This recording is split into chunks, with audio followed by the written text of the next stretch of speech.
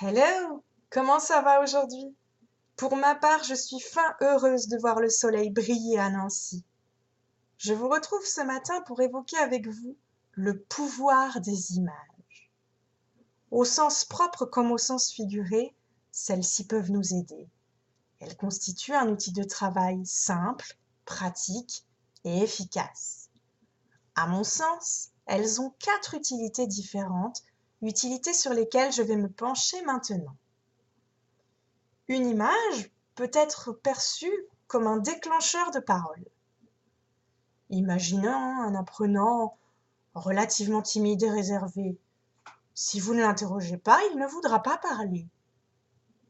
Pour faciliter les choses, vous pouvez lui présenter une image et lui demander de vous la décrire. Il le fera avec application.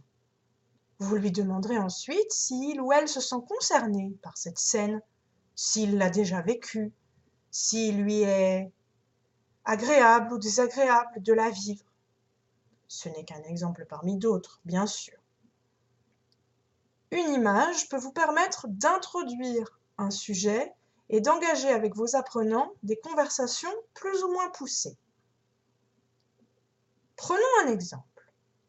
Je présente à mes apprenants une image sur laquelle figure une famille. Dans cette famille, on compte 4 ou 5 générations différentes. Les enfants, les parents, les grands-parents, les arrière-grands-parents. Vos apprenants s'en rendront compte. Vous pourrez leur demander si pour eux, toutes les familles sont les mêmes. Évidemment, ils vous répondront que non, évoqueront certainement les familles monoparentales, recomposées, les couples homosexuels. Voilà de quoi ouvrir bien des perspectives. Cette même fonction introductrice peut être remplie par un symbole. Je m'explique. Une clé sert à ouvrir des portes, mais vous pouvez également vous retrouver enfermé dans une salle.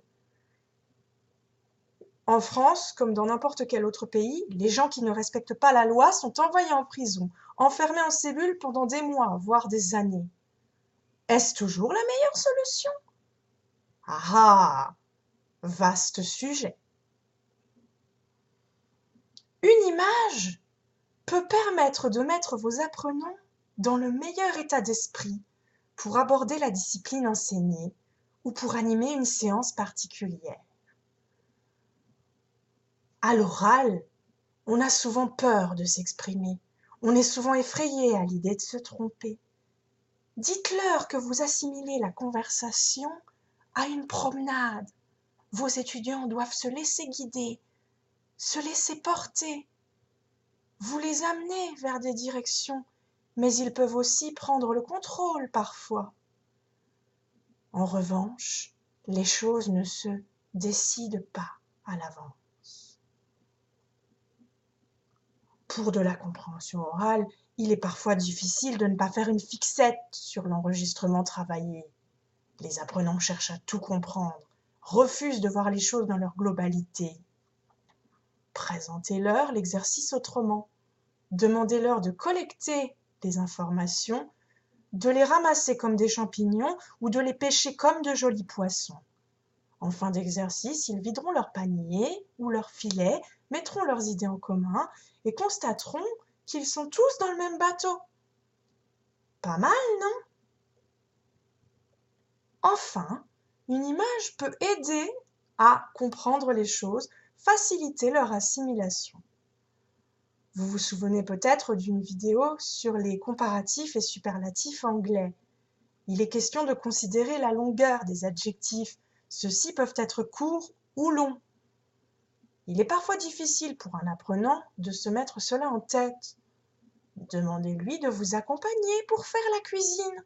Coupez les adjectifs en morceaux et les savourer ensuite. Cela sera beaucoup plus attractif. Grâce à cette courte vidéo, j'espère avoir aidé les enseignants, en particulier les plus jeunes, qui ne savent pas forcément comment s'y prendre ni comment procéder. J'espère vous avoir donné l'envie de transmettre vos connaissances. J'espère vous avoir donné la force de vous positionner en tant que détenteur de savoir.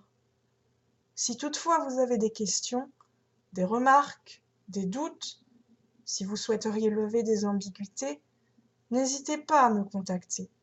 Je me ferai un plaisir de vous éclairer et vous retrouverez très bientôt pour aborder avec vous un tout autre sujet. En attendant, je vous souhaite à toutes et tous une excellente journée. Bye bye!